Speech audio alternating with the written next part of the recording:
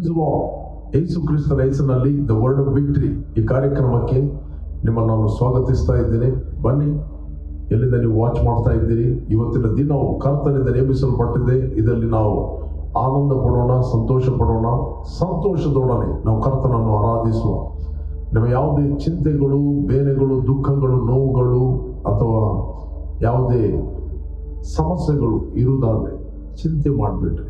ಕರ್ತನು ನಿಮ್ಮ ಜೊತೆಯಲ್ಲಿದ್ದಾನೆ. ಕರ್ತನು ನಿಮ್ಮನ್ನು ಪ್ರೀತಿ ಮಾಡುತ್ತಾನೆ. He loves you so much.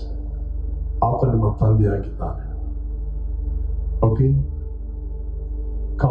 ನಾವು ಸ್ವಲ್ಪ ಹೊತ್ತು ಕರ್ತನನ್ನು ಆರಾಧಿಸುವ, ಸಂತೋಷ ಪಡುವ. ಅದ ನಂತರ ನಾವು ದೇವರ ವಾಕ್ಯವನ್ನು ಧ್ಯಾನ ಮಾಡುವ. ಫೈನಲಿ ನಾವು ಪ್ರಾರ್ಥನೆ ಮಾಡುವ. ಶುಭ ಮುಂಜಾನೆ. Praise the lord. Good morning, blessed morning. ದೇವರು ಪ್ರೀತಿಸಿದ ಸಹೋದರ ಸಹೋದರರೇ, ದೇವರ ಮಕ್ಕಳೇ, ಯೇಸು ಕ್ರಿಸ್ತನ ನಾಮದಲ್ಲಿ ನಾನು ನಿಮ್ಮನ್ನು ವಂದಿಸುತ್ತೇನೆ. ಈಗ ನಾವು ವಾಕ್ಯ ಸಂದೇಶ ಕೇಳುವುದಕ್ಕೆ ಮುಂಚೆ ಮುಂಜಾನೆಯ ಮಾತು ಅಥವಾ ಮುಂಜಾನೆಯ ದೇವರ ಮಾತುಗಳನ್ನು ಕೇಳುವುದಕ್ಕಿಂತ ಮುಂಚೆ ನಾವು ಆತನನ್ನು ಆರಾಧಿಸೋಣ.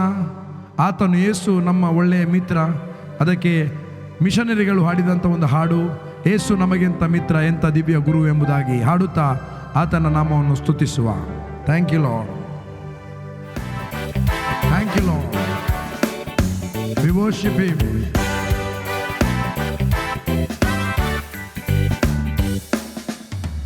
ಯೇಸು ನಮಗೆಂತ ಮಿತ್ರ, ಎಂಥ ದಿವ್ಯ ಗುರು,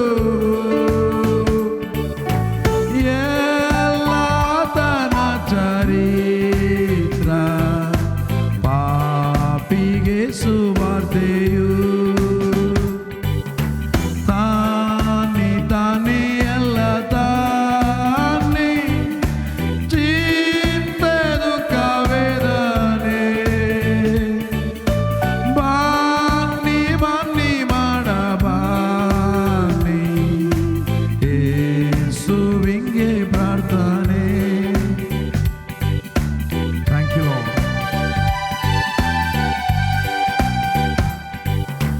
ಆತ್ಮ ವೈರಿ ಹತ್ರ ಬಂದು ಮೋಸ ತಂತ್ರ ಗೈದಾರೆ, ರಾಕ್ಷಸನ ಯೇಸು ಎಂದು ಬೇಡು ಭಯವಿಲ್ಲದೆ, ನಮ್ಮ ಹತ್ರದಲ್ಲಿದ್ದಾನೆ, ಬಾಳನೆಂಬ ಶೋಧನೆ,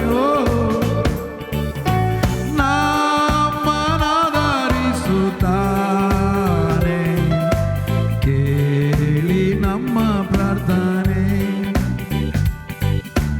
ನಮ್ಮ ಹತ್ರದಲ್ಲಿದ ಬಾಳ ನಮ್ಮ ಶೋಧನೆ, ಬಾಳ ನಮ್ಮ ಶೋಧನೆ. ಇವತ್ತು ನಾವು ಧ್ಯಾನಕ್ಕೆ ತೆಗೆದುಕೊಂಡಂತ ದೇವರ ವಾಕ್ಯದ ಭಾಗ ಅಪೊಸ್ತಲ ಪೌಲನು ಕೊರಿಂಥರಿಗೆ ಬರೆದ ಮೊದಲನೇ ಪತ್ರಿಕೆ 15ನೇ ಅಧ್ಯಾಯ 45, 46, 47 ವಚನ.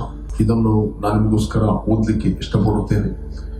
1ನೇ ಕೊರಿಂಥ 15ನೇ ಅಧ್ಯಾಯ 45ನೇ ವಚನ, 45, 46, 47. ಮೊದಲನೇ ಮನುಷ್ಯನಾದ ಆದಾಮನು ಬದುಕುವ ಪ್ರಾಣಿಯಾದನೆಂದು ಬರೆದಿದೆಯಲ್ಲ, ಕಡೆ ಆದವನು ಬದುಕಿಸುವ ಆತ್ಮನು.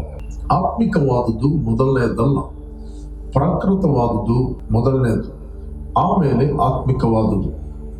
ಮೊದಲನೇ ಮನುಷ್ಯನು ಭೂಮಿಯೊಳಗಿಂದ ಉತ್ಪನ್ನನಾಗಿ ಮಣ್ಣಿಗೆ ಸಂಬಂಧಪಟ್ಟವನು. ಎರಡನೇ ಮನುಷ್ಯನು ಪರಲೋಕದಿಂದ ಬಂದವನು. 48ನೇ ವಚನವನ್ನು ನಾನು ಓದ್ತೇನೆ. ಮಣ್ಣಿನಿಂದ ಹುಟ್ಟಿದವನು ಎಂಥವನು, ಮಣ್ಣಿಗೆ ಸಂಬಂಧಪಟ್ಟವರು ಅಂಥವರೇ. ಪರಲೋಕದಿಂದ ಬಂದಾತನು ಎಂಥವನು, ಪರಲೋಕ ಸಂಬಂಧಪಟ್ಟವರು ಅಂಥವರೇ. ನಾವು ಮಣ್ಣಿನಿಂದ ಹುಟ್ಟಿದವನ ಸಾರೂಪ್ಯವನ್ನು ಧರಿಸಿಕೊಂಡಿರುವ ಪ್ರಕಾರ ಪರಲೋಕದಿಂದ ಬಂದಾತನ ಸಾರೂಪ್ಯವನ್ನು ಧರಿಸಿಕೊಳ್ಳಬೇಕು. ಇಲ್ಲಿ ಅಪೊಸ್ತಲ ಪೌಲನು ಇಲ್ಲಿ ಬರೆಯುತ್ತಾನೆ ಕೊರಿಂಥರಿಗೆ ಬರೆದ ಪತ್ರಿಕೆಯಲ್ಲಿ, ಮೊದಲನೇ ಮನುಷ್ಯನಾದ ಆದಾಮನು ಬದುಕುವ ಪ್ರಾಣಿಯಾದನೆಂದು ಬರೆದಿಲ್ಲ, ಕಡೆ ಆದವನು ಬದುಕಿಸುವ ಆತ್ಮ. ಇಲ್ಲಿ ಸತ್ಯವೇದ ಹೇಳ್ತದೆ, ಮೊದಲನೇ ಆದಾಮ ಮಣ್ಣಿಗೆ ಸಂಬಂಧಪಟ್ಟವು, ಎರಡನೇ ಆದಾಮನು ಪರಲೋಕಕ್ಕೆ ಸಂಬಂಧಪಟ್ಟವು. ಪ್ರತಿಯೊಬ್ಬ ಮನುಷ್ಯನು ಆದಾಮನ ಸಂಬಂಧದಿಂದ ಹುಟ್ಟಿದ್ದಾನೆ. ಪ್ರತಿಯೊಬ್ಬ ಮನುಷ್ಯನು ಶರೀರದಿಂದ ಒಂದು ಶರೀರ ಹುಟ್ಟಿದೆ, ಒಂದು ಶರೀರದಿಂದ ಮತ್ತೊಂದು ಶರೀರ ಹುಟ್ಟಿದೆ. ಪ್ರತಿಯೊಬ್ಬರು ಹುಟ್ಟಿದ್ದು ಮೊದಲನೇ ಆದಾಮನಲ್ಲಿ. ನೀವು ಶರೀರ ಸಂಬಂಧವಾಗಿ, ಮಣ್ಣಿಗೆ ಸಂಬಂಧವಾಗಿ ನೀವು ಯಾರೆಲ್ಲ ಹುಟ್ಟಿದ್ದೀರೋ ನೀವೆಲ್ಲರೂ ಆದಾಮನಿಂದ ಹುಟ್ಟಿದವು. ನೀವು ಆದಾಮನ ಸಂತತಿಯವರು. ಒಬ್ಬ ಮನುಷ್ಯನ ಮೂಲಕ ಎಲ್ಲ ಜನಾಂಗಗಳು ಅವರವರ ಇರತಕ್ಕ ಕಾಲಗಳು ಅವರವರ ಮೇರೆಗಳನ್ನು ದೇವರು ಮೊದಲೇ ನಿಷ್ಕರ್ಷೆ ಮಾಡಿದ್ದಾನೆ. ನೀವು ಯಾರು ಅಕಸ್ಮಾತ್ ಆಗಿ ಹುಟ್ಟಿದವರಲ್ಲ. ಮೊದಲನೇ ಆದಾಮನಿಂದ ಹುಟ್ಟುವಂಥದ್ದು ಪ್ರತಿಯೊಬ್ಬರು, ಅದು ನಿಮ್ಮ ಚಾಯ್ಸ್ ಅಲ್ಲ, ನಿಮ್ಮ ಆಯ್ಕೆ ಅಲ್ಲ, ಅದು ದೇವರು ಆಯ್ಕೆ ಮಾಡಿದ್ದಾರೆ. ನೀವು ನಿಮ್ಮ ತಂದೆ ತಾಯಿಗಳನ್ನು ಆಯ್ಕೆ ಮಾಡಲಿಲ್ಲ, ನೀವು ನಿಮ್ಮ ಪ್ಲೇಸನ್ನು, ಸ್ಥಳವನ್ನು ಆಯ್ಕೆ ಮಾಡಲಿಲ್ಲ, ನೀವು ನಿಮ್ಮ ಕಾಲವನ್ನು ಆಯ್ಕೆ ಮಾಡಲಿಲ್ಲ, ನೀವು ನಿಮ್ಮ ಯಾವ ಜನಾಂಗದಲ್ಲಿ ಹುಟ್ಟಬೇಕು ಇದನ್ನು ನೀವು ಆಯ್ಕೆ ಮಾಡಲಿಲ್ಲ. ನಿಮ್ಮ ಯಾವುದೇ ಆಯ್ಕೆ ಇಲ್ಲದೆ ನೀವು ಫಸ್ಟ್ ಆದಾಮನಲ್ಲಿ ನೀವು ಹುಟ್ಟಿದ್ದೀರಿ. ನಿಮಗೆ ಖುಷಿ ಇರಲಿ, ಖುಷಿ ಇಲ್ಲದೆ ಇರಲಿ, ನೀವು ಹುಟ್ಟಿದ್ದೀರಿ. Praise God. ಮಣ್ಣಿಗೆ ಸಂಬಂಧಪಟ್ಟವನಿಂದ ನೀವು ಹುಟ್ಟಿದ್ದೀರಿ. ಅದಕ್ಕೆ ಯೇಸು ನಿಕೋದೇಮನಿಗೆ ಹೇಳ್ತಾನೆ, 3ನೇ ಅಧ್ಯಾಯ 6ನೇ ವಚನದಲ್ಲಿ ಓದಿದ್ರೆ ನಮಗೆ ಸಿಗ್ತದೆ. ಯೋಹಾನ ಸುವಾರ್ತೆ 3ನೇ ಅಧ್ಯಾಯ 6ನೇ ವಚನ, ದೇಹದಿಂದ ಹುಟ್ಟಿದ್ದು ದೇಹವೇ, ಆತ್ಮನಿಂದ ಹುಟ್ಟಿದ್ದು ಆತ್ಮವೇ. Praise God. ದೇಹದಿಂದ ದೇಹ ಹುಟ್ಟಿದೆ. Everything produce its own kind. ಪ್ರತಿಯೊಂದು ಸಂಗತಿ ಅದರ ಸ್ವಂತ ಜಾತಿಯನ್ನು ರೀಪ್ರೊಡ್ಯೂಸ್ ಮಾಡುತ್ತದೆ. Praise God. ಆತ್ಮ ಸ್ವರೂಪನಾದ ದೇವರಿಗೆ ನಾವು ಆತ್ಮ ಸ್ವರೂಪಿಗಳಾಗಿ ನಾವು ಹುಟ್ಟಿದ್ದೇವೆ. Praise God. ನಾವು ಆತ್ಮ ಸ್ವರೂಪಿಗಳಾಗಿ ಹುಟ್ಟಿದ್ದು ನಮ್ಮ ಆತ್ಮದಲ್ಲಿ. Praise God. ನಾವು ಬಾರ್ನ್ ಅಗೇನ್ ಆದದ್ದು, ನಾವು ಹೊಸದಾಗಿ ಹುಟ್ಟಿದ್ದು ನಾವು ಆತ್ಮದಲ್ಲಿ. ಪಾಪಿಯಾಗಿದ್ದ ವ್ಯಕ್ತಿ ಯಾರು ಅಂತ ಹೇಳಿದ್ರೆ ನಿಮ್ಮ ಆತ್ಮ. ಒಬ್ಬ ವ್ಯಕ್ತಿ ಪಾಪಿ ಅಂತ ಕರೀತಿರುವಾಗ ಅವನು ಆತ್ಮದಲ್ಲಿ ಪಾಪಿಯಾಗಿದ್ದ. ಇವತ್ತು ಯೇಸು ಕ್ರಿಸ್ತನನ್ನು, 2ನೇ ಆದಾಮನಾದ ಯೇಸು ಕ್ರಿಸ್ತನನ್ನು ಯಾವೊಬ್ಬ ವ್ಯಕ್ತಿ ಅಂಗೀಕಾರ ಮಾಡಿದ್ದಾನೆ, ಆತನ ಪಾಪದ ಸ್ವಭಾವ, ದ ಓಲ್ಡ್ ಮ್ಯಾನ್ ಸಿನ್ನರ್, ಆತನು ತೆಗೆಯಲ್ಪಟ್ಟು ನೂತನ ವ್ಯಕ್ತಿಯಾಗಿ ಕ್ರಿಸ್ತನಲ್ಲಿ ಆತನು ಹುಟ್ಟಿದ್ದಾನೆ. ಆತನು ಪರಲೋಕ ಸಂಬಂಧಪಟ್ಟವನು, ಆತನು ಮೇಲಿನಿಂದ ಹುಟ್ಟಿದವನು, ಆತನು ಕೆಳಗಿನವನಲ್ಲ, ಭೂಲೋಕಕ್ಕೆ ಸಂಬಂಧಪಟ್ಟವನಲ್ಲ, ಆತನು ಪರಲೋಕಕ್ಕೆ ಸಂಬಂಧಪಟ್ಟವನು. ಅದಕ್ಕೋಸ್ಕರ ಅಪೊಸ್ತಲ ಪೌಲ ಹೇಳ್ತಾನೆ, ಕ್ರಿಸ್ತನೊಡನೆ ನೀವು ಎದ್ದು ಬಂದ ಕಾರಣ ಮೇಲಿರುವುಗಳನ್ನು ಹುಡುಕಿರಿ. ಯಾಕಂದ್ರೆ ನಿಮ್ಮ ಓಲ್ಡ್ ಮ್ಯಾನ್, ನೀವು ಸತ್ತಿರಲ್ಲ, ನೀವು ಸತ್ತಿದ್ದೀರಿ. ನಿಮ್ಮ ಜೀವವು ಕ್ರಿಸ್ತನಲ್ಲಿ, ದೇವರಲ್ಲಿ ಮರೆಯಾಗಿದೆ. Praise God. ನೀವು ಭೂ ಸಂಬಂಧಪಟ್ಟವರಲ್ಲ, ನೀವು ಆತ್ಮ ಸಂಬಂಧವಾದವರು. ನೀವು ಆತ್ಮ ಸಂಬಂಧವಾಗಿ ಪರಲೋಕ ಸಂಸ್ಥಾನಕ್ಕೆ ನೀವು ಹುಟ್ಟಿದವರಾಗಿದ್ದೀರಿ. You are born of God. Praise God. ಇಲ್ಲಿ ಯೇಸು ಹೇಳಿದ ದೇಹದಿಂದ ಹುಟ್ಟಿದ್ದು ದೇಹವೇ. ದಟ್ ಮೀನ್ಸ್ ಆದಾಮನಿಂದ ನೀವು ಹುಟ್ಟಿದ್ದೀರಿ. ನಿಮ್ಮ ದೇಹ ನಿಮ್ಮ ತಂದೆಯಿಂದ ಹುಟ್ಟಿದೆ, ಅವನ ದೇಹ ಅವನ ತಂದೆಯಿಂದ ಹುಟ್ಟಿದೆ, ಅವನ ದೇಹ ಅದು ಆದಾಮನಿಂದ ಹುಟ್ಟಿದೆ. Praise God. ಹೇಗೆ ದೇಹದಲ್ಲಿ ಹುಟ್ಟಿದಿರೋ ನಾವು ಆತ್ಮದಲ್ಲಿ ಹುಟ್ಟಬೇಕು. ನಾವು ಆತ್ಮದಲ್ಲಿ ಹುಟ್ಟುವಂಥದ್ದು ಆತ್ಮವೇ. Praise God. ನಾವು ಆತ್ಮದಲ್ಲಿ ಹುಟ್ಟಿದಾಗ ನಾವು ದೇವರ ಮಕ್ಕಳಾಗುತ್ತೇವೆ. ನಾವು ದೇವರ ಮಕ್ಕಳಾದದ್ದು ಶರೀರದಲ್ಲಿ ಅಲ್ಲ, ನಾವು ದೇವರ ಮಕ್ಕಳಾದದ್ದು ಆತ್ಮದಲ್ಲಿ. Praise God. ಶರೀರದಲ್ಲಿ ಅಲ್ಲ. ಯೋಹಾನ ಸುವಾರ್ತೆಯಲ್ಲಿ ನಾವು ನೋಡ್ಲಿಕ್ಕೆ ಹೋದ್ರೆ ನಮಗೆ ಸಿಗ್ತದೆ. ಯೋಹಾನ ಸುವಾರ್ತೆ 1ನೇ ಅಧ್ಯಾಯ 12ನೇ ವಚನದಲ್ಲಿ ಓದಿದರೆ ಸಿಗ್ತದೆ, ಯಾರು ಯಾರು ಆತನ ಅಂಗೀಕಾರ ಮಾಡಿದ್ರು, ಅಂದರೆ ಆತನ ಹೆಸರಿನಲ್ಲಿ ನಂಬಿಕೆ ಇಟ್ಟರು, ಅವರಿಗೆ ದೇವರ ಮಕ್ಕಳಾಗುವ ಅಧಿಕಾರ ಕೊಟ್ಟರು. ಯಾರು ಕೂಡ ಆಗ್ತದೆ. ಯಾವ ವ್ಯಕ್ತಿ ಶರೀರ ಸಂಬಂಧವಾಗಿ ಯಾರು ಹುಟ್ಟಿದ್ದಾನೋ ಅವನು ಯಾರು ಆತನನ್ನು ಅಂಗೀಕರಿಸಿದರೋ, ಆತನ ಯಾವುದೇ ಜಾತಿ, ಯಾವುದೇ ಕುಲ, ಯಾವುದೇ ಭಾಷೆ, ಯಾರೇ ಆಗಲಿ, ಯಾರು anybody. Praise God. The English ಹೇಳ್ತದೆ ಹೂಸ್ ಎವರ್, ಯಾರು ಆಗ್ತದೆ.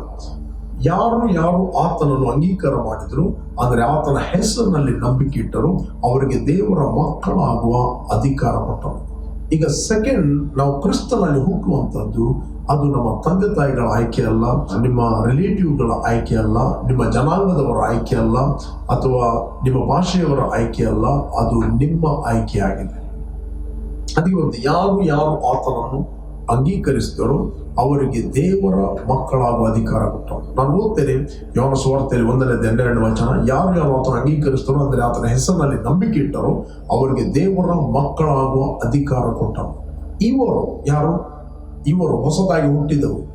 ಇವರು ರಕ್ತ ಸಂಬಂಧದಿಂದ ಆಗಲಿ, ಮಣ್ಣಿನ ಸಂಬಂಧದಿಂದ ಆಗಲಿ, ಅಥವಾ ಕಾಮದಿಂದ ಆಗಲಿ, ಓಕೆ, ಅಲ್ಲಿ ಬರೆಯಲ್ಪಟ್ಟದೆ, ಇವರು ರಕ್ತ ಸಂಬಂಧದಿಂದ ಆಗಲಿ, ಕಾಮದಿಂದ ಆಗಲಿ, ಪುರುಷ ಸಂಕಲ್ಪದಿಂದ ಆಗಲಿ ಹುಟ್ಟಿದವರಲ್ಲ, ಇವರು ದೇವರಿಂದ ಹುಟ್ಟಿದವರು. ದೇವರ ಓನ್ ಡಿವೈನ್ ನೇಚರ್ ನಮ್ಮಲ್ಲಿ ಇದೆ. ದೇವರ ಓನ್ ಲೈಫ್ ನಮ್ಮ ಒಳಗೆ ವಾಸ ಮಾಡ್ತಾ ಇದೆ. ಅದರಲ್ಲಿ ನಾವು ಡೆವಲಪ್ ಆಗಬೇಕು, ಅದರಲ್ಲಿ ನಾವು ಗುಣವಾಗಬೇಕು, ಅದರಲ್ಲಿ ಬೆಳೆಯಬೇಕಂತ ದೇವರು ಇಷ್ಟಪಡುತ್ತಾನೆ. Price God. ದೇವರು ಯಾರಾಗಿದ್ದಾನೆ? ದೇವರು ಆತ್ಮಸ್ವರೂಪಿ ಆಗಿದ್ದಾನೆ. ಹಾಗಾದ್ರೆ ಆತ್ಮನಿಂದ ಹುಟ್ಟಿದ್ದು ಆತ್ಮವೇ, ಶರೀರ ಅಲ್ಲ. ಕೆಲವರು ಹೇಳುದುಂಟು, ಕೆಲವರು ಪ್ರೀಚ್ ಮಾಡ್ತಾರ್ರಿ, ಆತ್ಮಸ್ವರೂಪಿಗಳಂತ ಪ್ರೀಚ್ ಮಾಡ್ತಾರೆ, ದೇವರಿಗೆ ಸರಿಗಟ್ತಾರ್ರಿ, ದೇವರ ವಾಕ್ಯವನ್ನು ಉಲ್ಟ ಹಿಡಿದು ಓದ್ತಾರ, ಸರಿ ಓದ್ತಾರ ಅಂತ ಗೊತ್ತಾಗುವುದಿಲ್ಲ ಬೈಬಲ್ ಅನ್ನು. ದೇವರ ವಾಕ್ಯ ನಮ್ಮ ಕನ್ನಡಿ. ದೇವರ ವಾಕ್ಯವನ್ನು ಮಾನುಷಿಕ ಬುದ್ಧಿಯಿಂದ, ಅಹಂಕಾರದಿಂದ ಅರ್ಥ ಮಾಡುವುದಲ್ಲ. ದೇವರ ವಾಕ್ಯವನ್ನು ದೀನತೆಯಿಂದ ನಾವು ಅರ್ಥ ಮಾಡಿಕೊಳ್ಬೇಕು. God give more grace to the humble. Praise God. ದೇವರು ನಮ್ಮನ್ನು ಏನು ಮಾಡಿದ್ದಾನೋ ಅದನ್ನು ಒಪ್ಪಿಕೊಳ್ಳಲಿಕ್ಕೆ ನಮಗೇನು ಪ್ರಾಬ್ಲಮ್? Praise God. ಅಹಂಕಾರ ಎಂಬುದೇನೆಂದರೆ, ದೇವರು ನಿನ್ನನ್ನು ಏನು ಮಾಡಿದ್ದಾನೋ ಆತನ ಸ್ವರೂಪದಲ್ಲಿ, ಆತನ ಹೋಲಿಕೆಗೆ ಸರಿಯಾಗಿ ದೇವರು ನಿನ್ನನ್ನು ಮಾಡಿದ್ದು. ದೇವರು ನಿನ್ನನ್ನು ಮಾಡಿದ್ದು ನಿನಗೆ ಒಪ್ಪಲಿಕ್ಕೆ ನಿನಗೇನು ಪ್ರಾಬ್ಲಮ್? ದೇವರ ಮಾತನ್ನು ಒಪ್ಪದೆ ನಿನ್ನ ಸ್ವಂತ ಮನಸ್ಸಿನ ಮಾತನ್ನು ಒಪ್ಪುವಂಥದ್ದೇ ಅಹಂಕಾರ. ಆತ್ಮನಿಂದ ಆತ್ಮ ಹುಟ್ಟುತ್ತದೆ. The Bible says, if anyone be in Christ, he is a new creation. ಯಾರಾದರೂ ಕ್ರಿಸ್ತನಲ್ಲಿ ಇದ್ದರೆ ಅವನು ಹೊಸ ಸೃಷ್ಟಿ. ಯಾರು ಹೊಸ ಸೃಷ್ಟಿ ಆದದ್ದು? 2 Corinthians 5:17. ಯಾರಾದರೂ ಕ್ರಿಸ್ತನಲ್ಲಿ ಇದ್ದರೆ ಅವನು ಹೊಸ ಸೃಷ್ಟಿಯಾದನು. ಹಾಗಾದ್ರೆ ನೀನು ಆತ್ಮ ಸ್ವರೂಪಿ ಅಲ್ಲ, ನಿನ್ನ ಬಗ್ಗೆ ಮಾತಾಡೋದಲ್ಲ ಅಂತ ಹೇಳಿದ್ರೆ ನೀನು ಯಾರು? ಶರೀರವ? ನಿನ್ನ ಶರೀರ ರಿಕ್ರಿಯೇಟೆಡ್ ಆಗಿದೆಯಾ? ನಿನ್ನ ಶರೀರ ಕಲರ್ ಚೇಂಜ್ ಆಗಿದೆಯಾ? ಅಥವಾ ನಿನ್ನ ಪ್ರಾಣದ ಮೆಮೊರಿ ಹೋಗಿದೆಯಾ? You are not a soul, you are not a physical body, you are a spirit. ಇಲ್ಲಿ ಆತ್ಮನ ಬಗ್ಗೆ ಮಾತು. If anyone be in Christ, he is a new creation. Behold, old things are passed away, all things have become new. ಹೀಗೆಲ್ಲ ಯಾವನಾದರೂ ಕ್ರಿಸ್ತನಲ್ಲಿದ್ದರೆ ಅವನ ನೂತನ ಸೃಷ್ಟಿಯಾದನು. Recreated. Once you created, now God recreated. Therefore, if anyone is in Christ, he is a new creation. All things have passed away. Behold, all things have become new. ಎಲ್ಲ ಸಂಗತಿಗಳು ನೂತನವಾಯಿತು. ಪೂರ್ವ ಸ್ಥಿತಿ ಹೋಯಿತು, ಎಲ್ಲವೂ ನೂತನವಾಯಿತು. ಬೈಬಲ್ ಹೇಳ್ತಿದ್ದು ನಾವು ಮಾಡಿದ್ದಲ್ಲ. ಬೈಬಲ್ ಹೇಳ್ತದೆ, ಏನ್ ಹೇಳ್ತದೆ? ಕಂಟಿನ್ಯೂ ಅಲ್ಲಿ 18ನೇ ವಚನ, 2 ಕುರಿತ 5:18. ಇದೆಲ್ಲ ದೇವರಿಂದ ಉಂಟಾದದ್ದು. ದೇವರು ಮಾಡಿದ್ದನ್ನು ಒಪ್ಪಿಕೊಳ್ಳುವಂತದ್ದೇ ದೀನತೆ. ಇಲ್ಲಿ ನಿನ್ನ ಯಾವುದೇ ಒಂದು ಡಿನಾಮಿನೇಷನ್ ಇಲ್ಲಿ ಬರುವುದಿಲ್ಲ. ಆತ್ಮ ಸಂಬಂಧವಾಗಿ ನಾವು ದೇವರ ಮಕ್ಕಳು. ನಾವು ಪರಲೋಕಕ್ಕೆ ಹೋಗುವಾಗ ದೇವರು ತನ್ನ ಮಕ್ಕಳನ್ನು ಅಂಗೀಕಾರ ಮಾಡುತ್ತಾನೆ. ನಮ್ಮ ಮಕ್ಕಳು ನಮ್ಮ ಆಗಿರುತ್ತಾರೆ. ನಾಯಿ ಮರಿ ನಾಯಿ ಆಗಿರುತ್ತದೆ, ಡಾಬರ್ಮ್ಯಾನ್ ನಾಯಿ ಆಗಿರುತ್ತದೆ. It will produce its own kind. ಯೇಸು ಅವರಿಂದ ಶರೀರದಿಂದ ಹುಟ್ಟಿದ್ದು ಶರೀರ, ನಾಯಿಯಿಂದ ಹುಟ್ಟಿದ್ದು ನಾಯಿ, ಬೆಕ್ಕಿನಿಂದ ಹುಟ್ಟಿದ್ದು ಬೆಕ್ಕೆ, ಆತ್ಮನಿಂದ ಹುಟ್ಟಿದ್ದು ಆತ್ಮವೇ. ಆತ್ಮದಿಂದ ಹುಟ್ಟಿದರೆ ಸಾಲದು. We need to grow in this thing. Mature. ಇದೆಲ್ಲ ದೇವರಿಂದಲೇ ಉಂಟಾದದ್ದು. ಆತನು ಕ್ರಿಸ್ತನ ಮೂಲಕ ನಮ್ಮನ್ನು ತನಗೆ ಸಮಾಧಾನ ಪಡಿಸಿಕೊಂಡು ಸಮಾಧಾನ ವಿಷಯವಾದ ಸೇವೆಯನ್ನು ನಮಗೆ ಅನುಗ್ರಹಿಸಿದ. ಸಮಾಧಾನದ ವಿಷಯದ ಸೇವೆಯನ್ನು ನಮಗೆ ಅನುಗ್ರಹ ಮಾಡಿದ್ದಾನೆ. ಎವ್ರಿ ಟೈಮ್ ಹೇಳಿ, ನಾವು ಕ್ರಿಸ್ತನಲ್ಲಿ ನೂತನ ಸೃಷ್ಟಿಯಾಗಿದೆ. ನೀನು ಪಾಪಿ ಅಲ್ಲ, ನೀನು ಹೊಸ ಸೃಷ್ಟಿಯಾಗಿದೆ. ಯಾಕೆ ಅನೇಕರು ಕನ್ಫ್ಯೂಸ್ ಆಗುತ್ತಾರೆ, ಅನೇಕರು ಮಿಸ್ ಆಗುತ್ತಾರೆ, ಅನೇಕ ಗಲಿಬಿಲಿಗಳು, ಒಬ್ಬರು ನೋಡುವಾಗ ಒಬ್ಬರಿಗೆ ಸಿಟ್ಟು. ಯಾಕಂತ ಹೇಳಿದ್ರೆ ಆತ್ಮ, ಪ್ರಾಣ, ಶರೀರದ ಬಗ್ಗೆ ಸರಿಯಾದ ಒಂದು ಪ್ರಕಟಣೆ ಇಲ್ಲದಿರುವ ಕಾರಣ. The spirit, soul and body, ಆತ್ಮ, ಪ್ರಾಣ ಮತ್ತು ಶರೀರ, ಎಲ್ಲಿವರೆಗೆ ಇವುಗಳ ಬಗ್ಗೆ ಕರೆಕ್ಟ್ ಆಗಿ ಪ್ರಕಟಣೆ ಆಗುವುದಿಲ್ಲ, ಅಲ್ಲಿವರೆಗೆ ಪಾಪ ಅಂದರೆ ಅಂತ, ಯಾರು ಪಾಪಿ ಯಾರು ನೀತಿವಂತ ಇದು ಅರ್ಥ ಆಗುವುದಿಲ್ಲ. ದೇವರ ವಾಕ್ಯ ಸಜೀವವುಳ್ಳದ್ದು, ಕ್ರಿಯಾತ್ಮಕವುಳ್ಳದ್ದು, ಯಾವ ಇಬ್ಬಾಯಿ ಕತ್ತಿಗಿಂತಲೂ ಅದು ಹರಿತವುಳ್ಳದ್ದು. Hebrews 4 chapter 12 4ನೇ 12ನೇ ವಚನದಲ್ಲಿ ನಾವು ನೋಡ್ತೀವಿ, ಇಬ್ರಿಯರಿಗೆ ಬರೆದ ಪತ್ರಿಕೆ. ಯಾಕಂದರೆ ದೇವರ ವಾಕ್ಯವು ಸಜೀವವಾದುದು, ಕಾರ್ಯಸಾಧಕವಾದುದು, ಯಾವ ಇಬ್ಬಾಯಿ ಕತ್ತಿಗಿಂತಲೂ ಹದವಾದುದು, ಪ್ರಾಣ ಆತ್ಮಗಳನ್ನು ಕೀಲು ಮಜ್ಜೆಗಳನ್ನು ವಿಭಾಗಿಸುವಷ್ಟು ಮಟ್ಟಿಗೆ ತೂರಿ ಹೋಗುವಂಥದ್ದು. ಪ್ರಾಣ ಆತ್ಮಗಳನ್ನು ಕೀಲು ಮಜ್ಜೆಗಳನ್ನು ವಿಭಾಗಿಸುವಷ್ಟು ತೂರಿ ಹೋಗುವಂಥದ್ದು. For the word of God, the living and powerful and sharper than any two-edged sword. Divide ಮಾಡುತ್ತದೆ. ಆತ್ಮ, ಪ್ರಾಣ, ಶರೀರವನ್ನು ಡಿವೈಡ್ ಮಾಡುತ್ತದೆ. ನೀವು ಹೊಸ ಸೃಷ್ಟಿಯಾದದ್ದು ನಿಮ್ಮ ಆತ್ಮದಲ್ಲಿ ರೀಕ್ರಿಯೇಟೆಡ್ ಆದದ್ದು. ಅದು ಊಹೆ ಅಲ್ಲ, ರಿಲಿಜಿಯಸ್ ವರ್ಡ್ ಅಲ್ಲ, ಕಥೆ ಅಲ್ಲ. ಅದು ನಿಮ್ಮ ಆತ್ಮದಲ್ಲಿ ಆದ ರಿಯಲ್ ಘಟನೆ. ಅದು ಸತ್ಯ. ಅದು ಸತ್ಯ. ನೀವು ಸ್ತ್ರೀ ಆಗಿರ್ಬೋದು, ಪುರುಷನಾಗಿರ್ಬೋದು, ಯಾರು ಆತನ ಅಂಗೀಕಾರ ಮಾಡಿದ್ರು, ಅಂದ್ರೆ ಆತನ ಹೆಸರಿನಲ್ಲಿ ನಂಬಿಕೆ ಇಟ್ಟರು, ಅವರಿಗೆ ದೇವರ ಮಕ್ಕಳಾಗುವ ಅಧಿಕಾರ ಕೊಟ್ಟಿದ್ದಾರೆ. ಯಾಕೆ ಪರಿಸೆಯರು ಅಂದ್ರೆ ಶಾರೀರಿಕ ಮೈಂಡ್ನವರು, ಕಾರ್ನಲ್ ಮೈಂಡ್, ಯಾಕೆ ಅವರು ಸಿಟ್ಟುಗೊಂಡರು ಯೇಸುವಿನ ಮೇಲೆ? ಯಾಕೆ ಅವರು ಕಲ್ಲು ಹಿಡ್ಕೊಂಡು ಬಂದರು? ಯಾಕೆ ಕಲ್ಲು ಬಿಸಾಡ್ಲಿಕ್ಕೆ ನೋಡ್ತಾ ಇದ್ದರು? ಯೇಸು ನಾನು ದೇವರು ಅಂತ ಹೇಳಿಲ್ಲ, ಜಸ್ಟ್ ಹೇಳಿದ ನಾನು ದೇವರ ಮಗನಾಗಿದ್ದೇನೆ ಅಷ್ಟೇ. ಓದಿರಿ 5ನೇ ಅಧ್ಯಾಯ 18ನೇ ವಚನದಲ್ಲಿ ಓದಿದ್ರೆ ನಮಗೆ ಸಿಗ್ತದೆ ಯೋಹಾನ ಸುವಾರ್ತೆಯಲ್ಲಿ. ಬೇಕಾದ್ರೆ ನಾವು 16ರಿಂದಲೇ ಓದು. 16 ನಾನು ಮುಗಿಸ್ಕೊಳ್ತೇನೆ. ಆದ ಕಾರಣ ಯಹೂದ್ಯರು ಯೇಸು ಸಬ್ಬಾತ್ ದಿನದಲ್ಲಿ ಇಂತಹ ಕೆಲಸಗಳನ್ನು ಮಾಡುತ್ತಾನಲ್ಲ ಎಂದು ಆತನನ್ನು ಹಿಂಸಿಸುವನಾದರು. ಅದಕ್ಕೆ ಯೇಸು, ನನ್ನ ತಂದೆ ಇಂದಿನವರೆಗೂ ಕೆಲಸ ಮಾಡುತ್ತಾನೆ, ನಾನು ಕೆಲಸ ಮಾಡುತ್ತೇನೆ ಅಂದರು. ಈ ಮಾತನ್ನು ಹೇಳಿದ್ದರಿಂದ, ಯಾವ ಮಾತನ್ನು ಹೇಳಿದರು? ತಂದೆ ಅಂತ ಹೇಳಿದಷ್ಟೇ, ಬೇರೆ ಏನು ಹೇಳಿದ್ರು? ಯೇಸು ಹೇಳಿದಷ್ಟೇ, ತಂದೆ. ಈ ಮಾತನ್ನು ಹೇಳಿದ್ದರಿಂದ ಆತನು ಸಬ್ಬಾತ್ ದಿನವನ್ನು ಅಲಕ್ಷ್ಯ ಮಾಡಿದ್ದಲ್ಲದೆ ದೇವರನ್ನು ತನ್ನ ತಂದೆ ಎಂದು ಹೇಳಿ ತನ್ನನ್ನು ದೇವರಿಗೆ ಸರಿಗಟ್ಟಿಕೊಂಡನೆಂದು ಯಹೂದ್ಯರು ಆತನನ್ನು ಕೊಲ್ಲುವುದಕ್ಕೆ ಮತ್ತಷ್ಟು ಪ್ರಯತ್ನ ಮಾಡಿದರು. ತಂದೆ ಅಂತ ಹೇಳಿದ್ರೆ ಸಿಂಪಲ್, ಮಗನು ರೀಪ್ರೊಡಕ್ಷನ್. ಹಾಗಾದರೆ ವಿಶ್ವಾಸಿಗಳು ಯಾರು ಕೂಡ ನಾವು ತಂದೆ ಅಂತ ಹೇಳಲಿಕ್ಕೆ ಆಗುದಿಲ್ಲ. ಒಂದು ವೇಳೆ ನಿಮಗೆ ಕನ್ಫ್ಯೂಷನ್ ಇರುವುದಾದ್ರೆ, ನಾವು ತಂದೆ ಅಂತ ಹೇಳುವಂಥದ್ದು ಬಾಯಾಟ ಮಾತಲ್ಲ. ಯಾಕಂದ್ರೆ ನಾವು ಆತನಿಗೆ ಹುಟ್ಟಿದ್ದೇವೆ, ಆತನ ನೇಚರಿಗೆ ನಾವು ಹುಟ್ಟಿದ್ದೇವೆ. ಅದಕ್ಕೆ ಯೇಸು ಹೇಳಿದ, ಆತ್ಮನಿಂದ ಹುಟ್ಟಿದ್ದು ಆತ್ಮವೇ. ಹೇಗೆ ನಿಮ್ಮ ಫಿಸಿಕಲ್ ಶರೀರಕ್ಕೆ ತಂದೆ ಇದ್ದಾನೋ ಅದೇ ರೀತಿ ನಿಮ್ಮ ಆತ್ಮಕ್ಕೆ ತಂದೆ ಇದ್ದಾನೆ. ಆತ್ಮಕ್ಕೆ ತಂದೆ ಯಾರಂತಂದ್ರೆ ಭೂಮಿ ಆಕಾಶ ಉಂಟು ಮಾಡಿದ ಸರ್ವಶಕ್ತರ ದೇವರೇ ನಿಮ್ಮ ತಂದೆಯಾಗಿದ್ದಾರೆ. ಆತನ ನೇಚರ್ಗೆ ನೀವು ಹುಟ್ಟಿದ್ದೀರಿ. ಆತನ ಲೈಫ್, ಆತನ DNA ನಿಮ್ಮಲ್ಲಿ ವಾಸ ಮಾಡ್ತಾ ಇದೆ. Whether you feel or not feel, ನಿಮಗೆ ಫೀಲ್ ಆಗದೆ ಹೋಗಲಿ, ಬಟ್ ದೇವರ ಸ್ವಭಾವ, ದೇವರ ನೇಚರ್ ನಿಮ್ಮಲ್ಲಿ ಅವತರಿಸಿ ವಾಸ ಮಾಡ್ತಾ ಇದೆ. 12ನೇ 9ನೇ ವಚನದಲ್ಲಿ ನಾವು ಓದಿದ್ರೆ ನಮಗೆ ಸಿಗ್ತದೆ.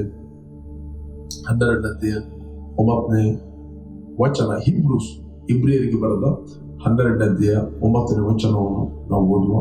ನಾನು ಪುಸ್ತಕ ಓದ್ತೇನೆ. ಇದು ಮಾತ್ರವಲ್ಲದೆ ನಮ್ಮನ್ನು ಶಿಕ್ಷಿಸಿದಂತ ಶರೀರ ಸಂಬಂಧವಾದ ತಂದೆಗಳನ್ನು ಸನ್ಮಾನಿಸಿದ್ದೇವಷ್ಟೇ. ನಮ್ಮ ಆತ್ಮಗಳಿಗೆ ತಂದೆ ಆಗಿರುವಂತನಿಗೆ ನಾವು ಇನ್ನೂ ಹೆಚ್ಚಾಗಿ ಒಳಪಟ್ಟು ಜೀವಿಸಬೇಕಲ್ಲವೇ? ಶರೀರ ಸಂಬಂಧವಾದ ತಂದೆಗಳನ್ನು ಸನ್ಮಾನಿಸ್ತೇವಷ್ಟೇ. ನಮ್ಮ ಆತ್ಮಗಳಿಗೆ ತಂದೆ ಆಗಿರುವಂತನಿಗೆ ನಾವು ಇನ್ನೂ ಹೆಚ್ಚಾಗಿ ಒಳಪಟ್ಟು ಜೀವಿಸಬೇಕಲ್ಲವೇ? ನಮ್ಮ ಆತ್ಮಕ್ಕೆ ತಂದೆ,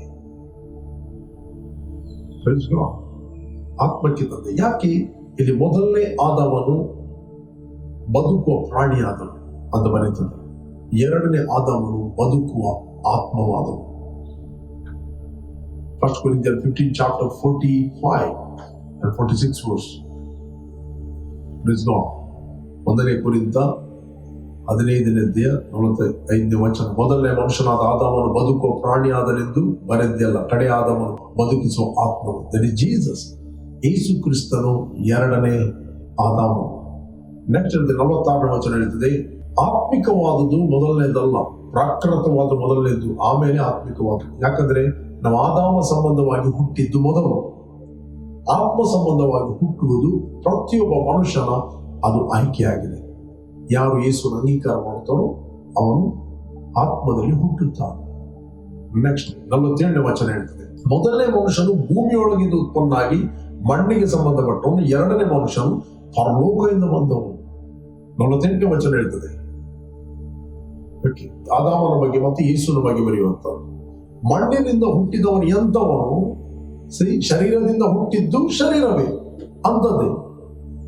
ಮಣ್ಣಿಗೆ ಸಂಬಂಧಪಟ್ಟವರು ಅಂತವರೇ. ಪರಲೋಕದಿಂದ ಬಂದ ಆತನು ಎಂತವನು? ಪರಲೋಕ ಸಂಬಂಧಪಟ್ಟವರು ಅಂತವರೇ. ಹಾಗಾದ್ರೆ ಮಣ್ಣಿಗೆ ಸಂಬಂಧಪಟ್ಟವರು ಅಂತವರೇ. ಮೊದಲನೇ ಆದಾಮನು ಬದುಕುವ ಪ್ರಾಣಿಯಾದನು, ಎರಡನೇ ಆದಾಮನು ಬದುಕಿಸುವ ಆತ್ಮವಾದನು. ಕ್ರಿಸ್ತನಲ್ಲಿ ನೀವು ಬದುಕಿಸುವ ಆತ್ಮವಾಗಿದೆ. You are a life giving spirit. ನನ್ನ ವಚನ ಅಲ್ಲ, ಬೈಬಲ್. ಮಣ್ಣಿನಿಂದ ಹುಟ್ಟಿದವನು ಎಂತವನು? ಮಣ್ಣಿಗೆ ಸಂಬಂಧಪಟ್ಟವರು ಅಂತವರೇ. ಪರಲೋಕದಿಂದ ಬಂದ ಆತನು ಎಂತವನು?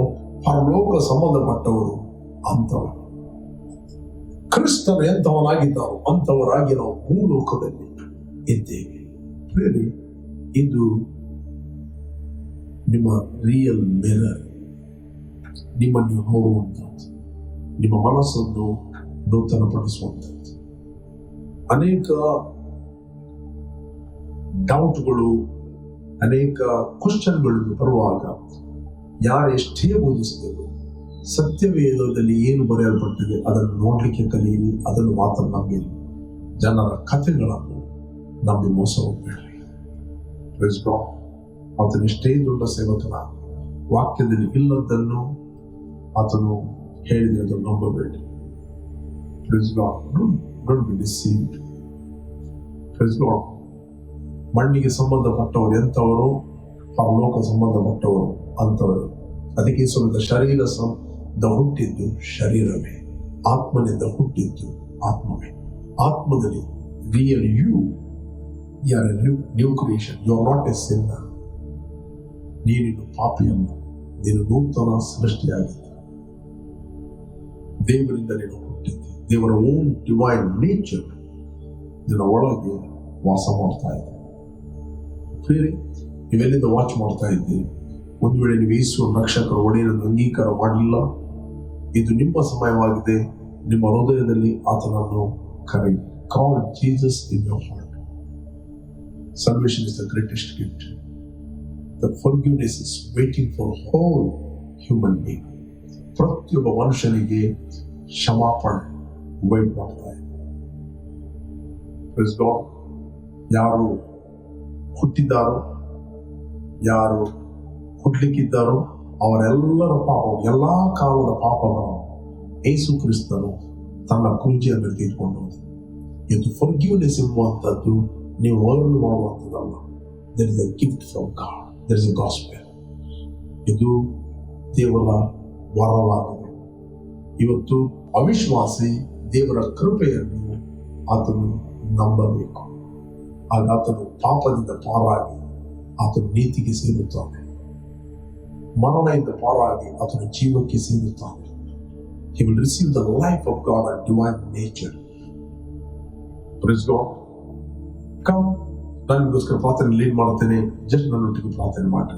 ನೀವು ಫಸ್ಟ್ ಟೈಮ್ ವಾಚ್ ಮಾಡ್ತಾ ಇದ್ದೀನಿ, ಯಾರಾದ್ರೂ ಅಂಗೀಕಾರ ಮಾಡಿದ್ರೆ this is your time. Thank you Lord. ಭೂಮಿ ಆಕಾಶಗಳನ್ನು ಉಂಟು ಮಾಡಿದ ಸರ್ವಶಕ್ತನ ತಂದೆ, ಯೇಸು ನಾಮದಲ್ಲಿ ನಾವು ನಿನ್ನ ಸನ್ನಿಧಿಯಲ್ಲಿದ್ದೇವೆ. ನೀನು ಸುರಿಸಿದ ರಕ್ತದ ಮೂಲಕ ನಮ್ಮ ಅಪರಾಧಗಳು ಪರಿಹಾರವಾಗಿ ನಮಗೆ ಬಿಡುಗಡೆ ಆಯಿತು. ನಾವು ನಂಬುತ್ತೇವೆ ಯೇಸುವೇ ಕ್ರಿಸ್ತನಿತ್ತು. Thank you lord. ನೀನು ವಾಗ್ದಾನ ಮಾಡಿದ ಪವಿತ್ರಾತ್ಮನ ನಂಬಿಕೆಯ ಮೂಲಕ ನಾವು ಹೊಂದುತ್ತೇವೆ. ಸರಿಯಾದ ವ್ಯಕ್ತಿಗಳು ಸರಿಯಾದ ಉದ್ದೇಶಕ್ಕೆ ಸರಿಯಾದ ಪ್ಲೇಸಲ್ಲಿ ಕನೆಕ್ಟ್ ಆಗಿ, ನಿನ್ನ ಚಿತ್ತವಿಲ್ಲದ ಯಾವ ವ್ಯಕ್ತಿಗಳು ಇವರಿಗೆ ಕನೆಕ್ಟ್ ಆಗಲಿ, ಪ್ರೊಟೆಕ್ಟ್ ಆಗಲಿ.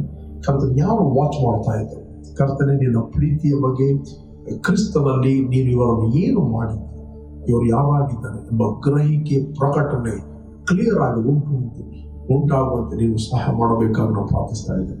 Release your supernatural peace and protection and favor of God in Jesus' name.